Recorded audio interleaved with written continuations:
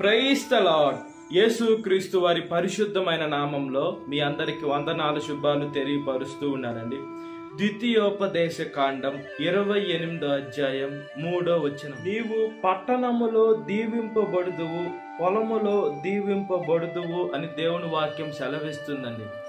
దేవుడు మనల్ని దీవించాలని ఆశపడుతున్నాడు. మనం ఎక్కడికి వెళ్ళినా దేవుడు దీవెనలు రావాలని యేసయ్య ఆశపడుతూ ఉన్నాడు. అంటే మనం ఏదన్నా ఒక ప్రదేశానికి వెళ్తే, ఒక స్థలానికి వెళ్తే మనము వెళ్ళిన దానికి వాళ్ళకి కీడు జరగకూడదండి. కొంతమంది అనుకుంటారు మనము పొరపాటున అక్కడికి వెళ్తాం, మన టైం బాగలేక అక్కడికి వెళ్ళినప్పుడు అక్కడ ఏమన్నా చెడు జరిగితే ఆ మనిషి వచ్చి చెడు జరిగింది, ఆ మనిషి రాకుండా అంతా మంచిగానే ఉండని వాళ్ళు చేసుకున్న తప్పులకు కూడా మనుషుల మీద నెట్టి వేస్తారండి. అయితే దేవుడు ఏం చేస్తున్నాడంటే, దేవుడు మాట ఎంత పరిశుద్ధంగా ఎంత గొప్పగా ఉందనంటే, దేవుడు పరిశుద్ధమైన దేవుడు ఏం సెలవిస్తున్నారంటే, మనము ఒక ప్లేస్కి వెళ్తే అక్కడ కీడుగా ఉన్నా కూడా దీవించేటట్లుగా దేవుడు మన ద్వారా వారికి దీవెనలు వచ్చేటట్లుగా చేస్తారని యేసుక్రీస్తు వారు మాటిస్తున్నారండి. దేవుడు ఖచ్చితంగా ఆయన మాటలు నెరవేర్చేటువంటి దేవుడు. అంటే మనం వెళ్ళిన దగ్గరికి మనం చెడ్డదాన్ని తీసుకొని పోకూడదు, కీడుని తీసుకోపోకూడదు. మనము దేవుని వాక్యానుసారంగా కానీ మనం బ్రతికితే మేలు మనతో వస్తుంది. మనం మేలుని తీసుకొని వెళ్తాం.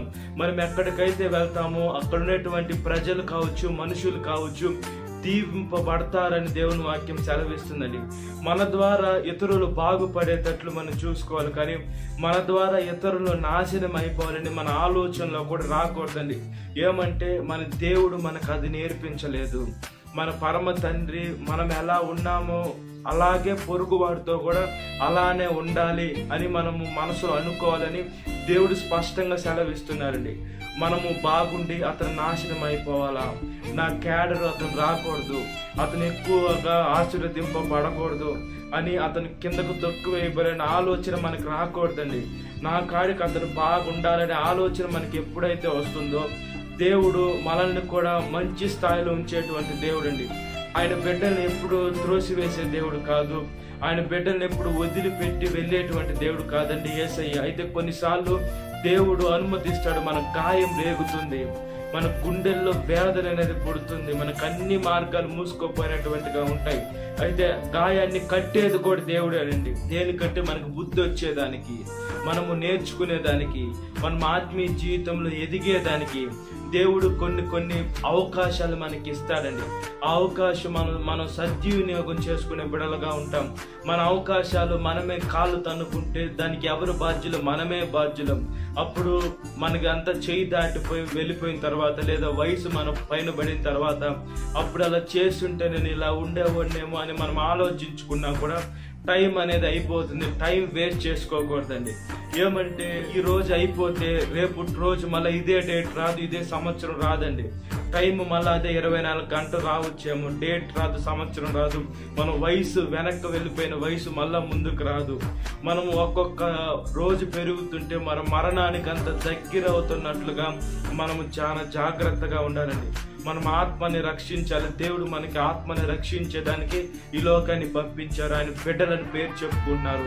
ఆయన సేవకులుగా మనకు ముద్ర వేసినప్పుడు మనం దేవుని పరిచారకులుగా, మనము ఇతరులకి చెప్పేటువంటి బిడ్డలుగా ఉండాలండి వాక్యం.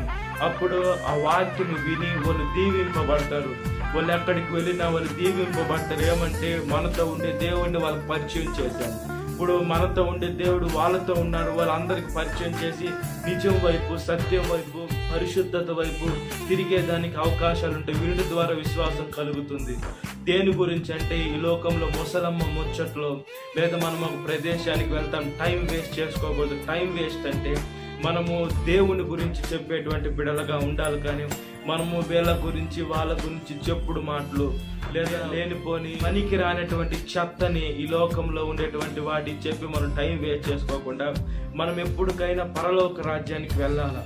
మనము దేవుని ముఖాన్ని చూసేటువంటి బిడలుగా ఉంటాం. దేవుని తీర్పులో ప్రతి ఒక్క మానవాళి ఉంటారు. ఆ తీర్పు గురించి వాళ్ళకి తెలియనప్పుడు మనం చెప్పాలా. అప్పుడు కొంతమంది ఏం చేస్తారంటే భయపడతారు, వాళ్ళ గుండెల్లో భయం రేగుద్ది. అప్పుడు నిజం తెలుసుకోవాలి, సత్యం తెలుసుకోవాలి, దేవుడు ఎవరో తెలుసుకోవాలని ఆశ వాళ్ళలో కలిగినప్పుడు వాళ్ళు ఖచ్చితంగా పరిశుద్ధత వైపు, దేవుని వైపు తిరిగేదానికి అవకాశాలు ఎక్కువగా ఉంటాయి. అప్పుడు వాళ్ళు దీవింపబడతారు. వాళ్ళ కుటుంబ కుటుంబీకులందరూ కూడా మార్పులోకి వచ్చేదానికి దేవుడు గొప్పగా అవకాశం ఇస్తారండి. దేవుడు ప్రతి ఒక్క మానవాళిని పిలుస్తూ ఉన్నాడు. దేనికంటే ఆయన రక్తంలో కడగబడి పరలోక రాజ్యానికి రమ్మని దేవుడు పిలుస్తున్నాడు. అయితే సేవకుల్ని దేవుడు ఎన్నుకోనున్నాడండి. ఆ సేవకులు అంటే సేవ అంటే చావుతో సమానం. ఈ లోకంలో సేవకుల పైన ప్రాణాలు పోతున్నాయి. సేవకుల్ని నడి రోడ్లో కూడా ఎక్కడంటే అక్కడ చంపేస్తున్నారు. అదేవిధంగా సేవకుల్ని లేనిపోని మాటలు అంటున్నారు. ఏమి లేకుండా నిందలు వేస్తున్నారు. సేవ అంటే చావుతో సమానం అండి. అలాంటి సేవకుని దేవుడు ఎన్నుకున్నాడు. ఏమంటే దేవుడు వాళ్ళతో ఉంటాడు. ప్రాణాలు పోయినా పర్వాలేదు, కానీ దేవుడి దగ్గరికి డైరెక్ట్గా ప్రాణం వెళ్తుంది. అయితే ఈ లోకంలో ఉన్న విశ్వాసులు, అన్యులు ప్రతి ఒక్కరు నిజమైన దేవుని తెలుసుకొని నామకార్థపు క్రైస్తవులుగా ఉండకుండా దేవుని మార్గంలో మనం నడిస్తే దీవింపబడతాం. కాబట్టి దేవుని దీవెనలో మనం కొనసాగునట్లుగా ప్రార్థన. మహాపరిశుద్ధాత్మ దేవ, మా ప్రియ పరలోకమందున్న తండ్రి, మేము పట్టణములో దీవింపబడినట్లుగా, అదేవిధంగా పొలములో దీవింపబడినట్లుగా మీరు ఆశీర్వదిస్తున్న దేవ స్తోత్రమయ్యా.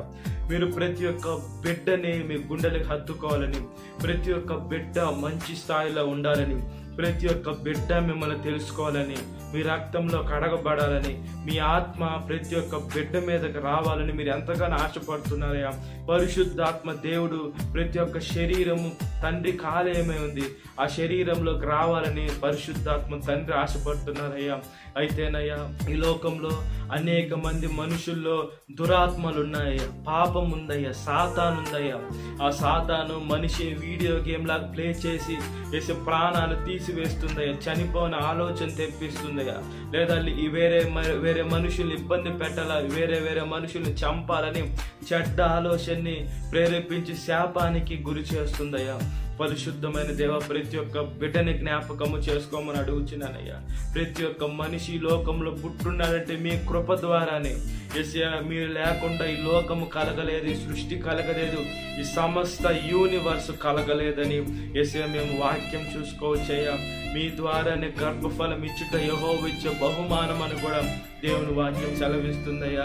యేసయ్యా, అనేక మంది అయ్యా బిడ్డలు లేక యేసయ్యా ఉన్నారయ్యా. యేసయ్యా, పెళ్ళైన వారు యేసయ్యా సంవత్సరాలు అయిపోతున్నాయి, యేసయ్యా వాళ్ళకి బిడ్డలు లేకున్నారు. ప్రతి ఒక్క మనుషులకి గర్భఫలము దయచేయమని, యేసయ్యా మీ బహుమానము దయచేయమని అడుగుతున్న వాళ్ళలో ఏమన్నా లోపాలుంటే సరి చేసుకొని మీ మార్గంలోకి నడిచేదని సహాయం చేసి ప్రతి ఒక్క బిడ్డ దీవెన పొందుకున్నట్లుగా ప్రాధాయపడుతున్నాం.